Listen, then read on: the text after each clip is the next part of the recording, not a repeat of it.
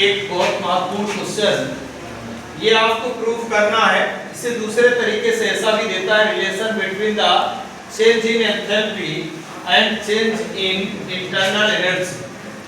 दूसरे फॉर्म में ऐसा आ सकता है, prove that delta H is equal to delta U plus delta N R T. हम इसमें संकेतों को थोड़ा सा समझें।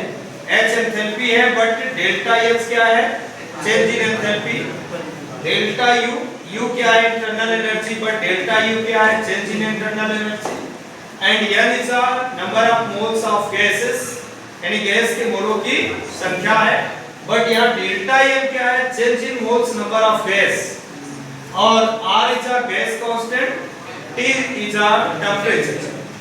बस इसमें हम संकेतों को समझने के बाद इस डेरिवेशन को करना जब शुरू करेंगे तो हमें थोड़ा सा समझना है कि एक फार्मूला है अपने पास।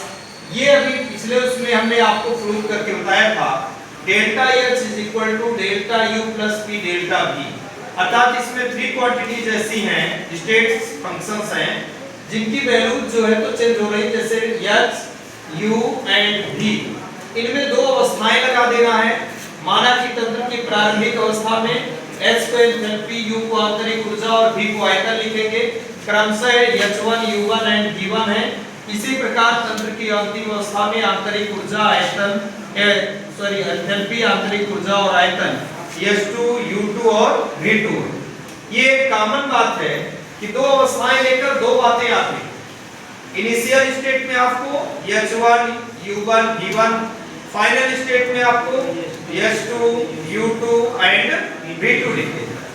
फिर इक्वेशन फॉलो कौन सा करना आपको, H is equal to enthalpy का फार्मूला, U प्लस क्या होता है, PV। तो H1 is equal to U1 plus PV1 हो जाएगा इनिशियल स्टेट में। यहाँ H2 is equal to U1 के स्थान पर U2 और प्लस PV2 हो जाएगा। आपको पता है कि मुझे डेल्टा H कैलकुलेट करना है, तो हम इक्वेशन नंबर सेकंड में इक्वेशन नंबर फर्स्ट को घटा दें। तो यहाँ हमने लिखा समीकरण 2 में समीकरण 1 को घटाने पर तो LHS की वैल्यूज को आपस में घटाएं, H2 minus H1, U2 plus PV2 bracket में लिखा माइनस U1 प्लस PV1। ये स्मॉल ब्रैकेट जो लगा इसको तोड़ेंगे आप, ये माइनस के अंदर मल्टीप्लाई हो जाएगा। आगे यहाँ पर आप देखेंगे H2 minus H1, U2 plus PV2 minus U1 minus PV1। आपको U1 U2 को एक जगह लिखना है, LHS में कोई चेंज हो नहीं रहा है, प्लस PV2 माइनस PV1 आ गया।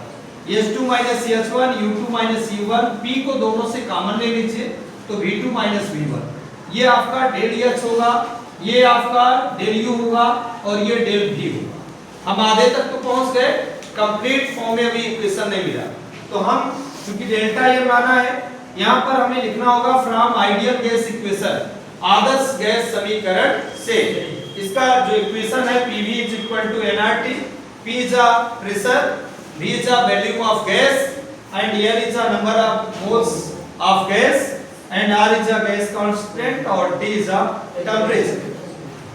पुनः अपने को चूंकि चेंज निकालना है तो हम मानेंगे यदि प्रारंभ में आदर्श गैस की N1 मोल व अंत में आदर्श गैस की N2 मोल हो तथा गैस की आयतन V1 और V2, तो यही से उठा के हम रख देंगे। PV1 बराबर N1 RT, PV2 बराबर N2 RT।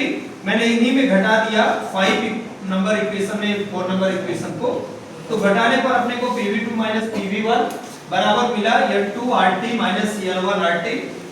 यहाँ पर आपको P कॉमन लेके पुनः यहाँ V2 माइनस V1 और N2 को यहाँ RT को बाहर कर दीजिए तो N2 माइनस N1 मिला। V2 माइनस V1 का मान डेल्टा V होगा और N2 माइनस N1 का मान डेल्टा N होगा। अर्थात P डेल्टा V की वैल्यू बराबर है डेल्टा N RT के, और हम यहाँ इक्वेशन नंबर 3 में इसके प्लेस पर हमने डेल्टा N RT लिख दिया और यही अपने को जो प्रूफ करना था वो इक्वेशन फाइंड आउट हो गया।